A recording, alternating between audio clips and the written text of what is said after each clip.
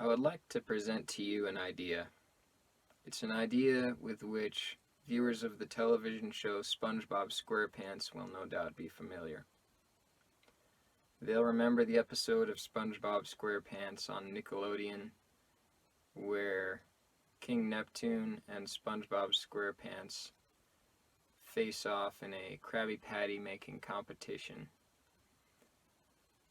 King Neptune, with his fish god power, is creating many Krabby Patties for all the fanatics there around, and all the while it's taken SpongeBob just to make one Krabby Patty.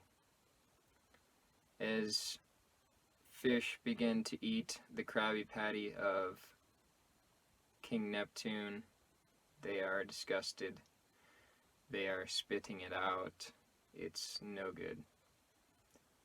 And he becomes enraged with this, and in his indignant anger takes the liberty of consuming and judging his opponent's product for himself.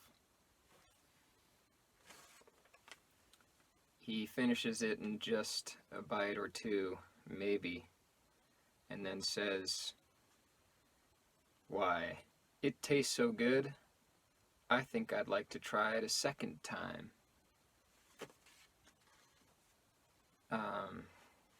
And if you think about that, it really just doesn't make sense. I mean, you can't do it. But it's what got me thinking about how could somebody have a unique duplicate novel experience. I think that time travel actually has something to do with it, and that's why I'm here in this video to make intellectual property claims on this capability, which time travel may very well facilitate. It's not the only capability of my intellectual property that I'm declaring here in this video, but in order to explain its other aspect, I'm going to re-explain to you what I've already explained to you in the first 3 minutes of this video, again, but in a different way.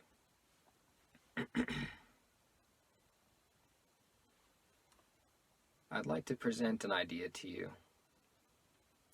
It's been long since known that there's this capability very much available to all of us, which is simply useless. That capability being time travel. It's like recycled goods. It's not rare. It's just there's nothing to use it for. And I think that I've found a scenario in which time travel may be useful. I'd like to outline such a scenario presently. Viewers of the television show SpongeBob SquarePants will no doubt be familiar with the episode in which King Neptune and SpongeBob SquarePants are faced off in a Krabby Patty making competition.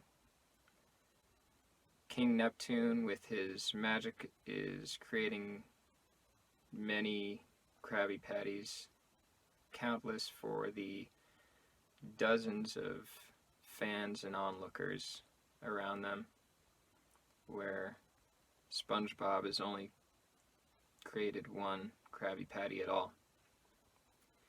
He's tucking in the pickles with the cheese. He's added love to his recipe. And as the fish around them have consumed their first bites from King Neptune's creations, they're spitting it out. It's no good, and they don't like it. It's not any good. And without any comparison to SpongeBob's creation, they're unsatisfied. King Neptune, in his rage at finding this out, he takes the Krabby Patty of SpongeBob to be the judge himself and see whether it's even better than his. He consumes that Krabby Patty, and thereafter he says, "Why, it tastes so good, I think I'd like to try it a second time." And that's what gave me the idea. This is where time travel can be useful. A fudging of the numbers of time somehow so that someone can repeat an experience for another time. And of course, to be sure, you'll remember that in that story, he wanted to try it a second time. He didn't want the experience to happen again, which would be feasible through a mere rewinding of time and playing of that same section of time where the desired event occurred. That's not what I'm talking about. I'm talking about a capability through time travel which would allow somebody to, for example, maybe King Neptune on his first eating noticed the texture of the patty and the taste of the bread, but he didn't get a good gauge for the crispness of the lettuce or just how much ketchup was applied. So for the second time, he wants to have a unique experience in which he can remember both experiences, but take a different approach, if you will. Now, I've just explained my idea in two different formulations. The first formulation, we'll call it, is the one as I presented it, where the problem is presented, the situation which there is some want for change, and then the solution, that tool being time travel of a certain manner. This is how I presented it to you first. In the second telling of my idea, I presented it in what we'll call the second formulation. A formulation as there's this useless tool out in nature, and actually I've found a problem for which it can be applied. Now, of course, the second formulation is much more common. Like all truly good tools, these are things which have existed perhaps forever, but that just have not been useful. For example, imagine the first man to find a use for this. Before that, they were lying all about cluttering the surface of Earth with no purpose.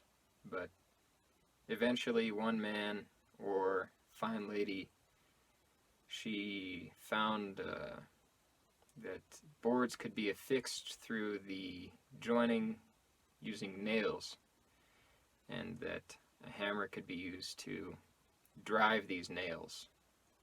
All implements which were formerly useless now being put to good use. To drive it home, perhaps the cup, another once useless implement that was polluting the water sources of all people of Earth, until at some point someone realized it's not too small, so that even if you do fill it with a liquid, it's useful. It's not the size of a contact lens, which even if you were to fill it up, you know, it's not much of a drink of water. and it's not too large that it can't be carried, and it's just large enough that to drink one sitting from a cup is enough to quench one's thirst. So that was the second formulation I told you about, as we all know, time travel, which now I've found a use for.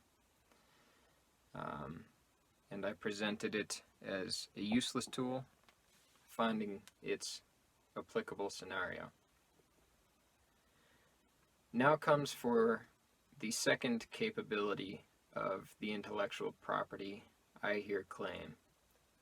I presented first to you my idea in its first formulation, as a matter of problem to solution. I presented secondly to you my same idea as a matter of tool to useful scenario for which this useless tool can be applied. Associated with these approaches are graphs of different likeness. You have understanding over time. It works in this direction. You are receiving understanding through time. Your understanding of the situation is a little bit because you're familiar with the problem at hand as a viewer of SpongeBob SquarePants, and then as it's explained to you what the useful implement is, you increase in understanding. On the other hand, there is an understanding slope also for the second formulation. This graph, you will notice, is oriented opposite to the graph of the first formulation. That's not to say that you're decreasing in understanding or that you're moving backwards through time. It's just to drive home, to represent that you are having a experience opposite the first formulation. Now, there are here the revelatory experiences associated with each formulation. At some point, it doesn't have to be this point here, but at some point there is asterisk to the one. A revelatory or epiphaneic experience which is of the kind, of the sort, from problem to solution. Now notice that that's different from revelatory or epiphaneic experience 2, marked here on the graph by asterisk to the 2. It's a different kind of experience to be explained something in this way than it is to be explained something that way. To be explained something from tool to problem, you're somewhat familiar with the tool, and then you're seeing how it can be applied to the problem. Now, once I tell you my idea through one formulation, your brain carves out a path, a neural wiring of said matrix of solution and problem. So if I explain to you through formulation 1, before I explain to you that idea with formulation 2, really your brain is already established that understanding, that working through of the implements of the idea. So instead of having the first explanation be formulation 2, your brain is really just reworking formulation 2 to fit into an established pathway in your brain of formulation 1. So you can only really have the revelatory experience of one of these, truly. Because once you have it, you will not be able to have the same revelatory experience. It's already been revealed to you what the relationship between problem and solution are. However, this leads directly to the second capability of this intellectual property which I here claim. It is the ability to experience two novel interpretations of an explanation of an idea at once. And what would be the purpose of that? It would be so that you could have the understanding from both sides, both from problem to solution, as well as from useless implement to scenario, which it can be applied to. That would look something like this. You can experience both first formulation, problem to solution, and second formulation, tool to problem, for which it may be applied at once, from both sides, as I say. In order to illustrate this point, I have illustrated this series of lines here. It's the slopes put together. And here you still have understanding. You have essentially a perfect point in time at which you are experiencing the understanding through one formulation and through the other. Here, once again, is the point of revelation.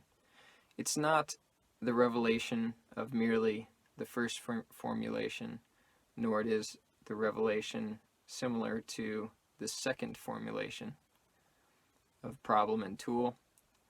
It is a compound revelatory experience. You are having the revelatory experience of being explained something in the first formulation and the second formulation, essentially from both sides at once. Now, if you're somewhat familiar with calculus, you'll recognize that the total understanding could be represented by the area, total area under these curves. To illustrate this point, I've made these illustrations. We have formulation 1, the area under this graph, representing the total understanding through time.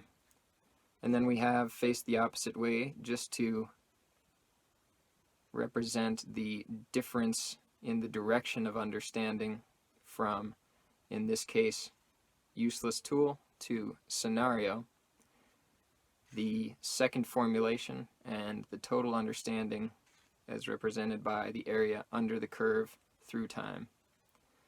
If you add these together, you will get something that looks like this, with the compound revelatory understanding underneath what is underneath both curves and shared by both curves. This blue area here will be counted twice when we add it all together. Of course, we have to count this blue area for what is under one formulation and then for two formulation. In order to illustrate this, I have illustrated this. What you have here is a graph of understanding through time with the compound area being added twice, just moving it up to the top and flipping it over so that it fits nicely. And as you can tell from this illustration, we have still the original areas, the area between and the area under both represented twice to show that it was counted the proper number of times. The revelatory experience of this and this, neither of them compares to the revelatory experience which is represented here. It is a full blast epiphany from the moment it begins to the moment it ends. There would be no comparing the ability to understand something from multiple different formulative experiences at once.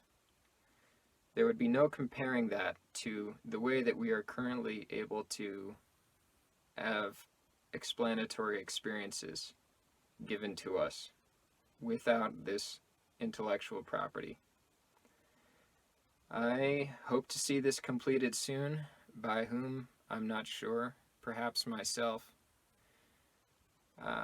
Thank you for listening, and I hope to explain this idea to you properly one day using this technology.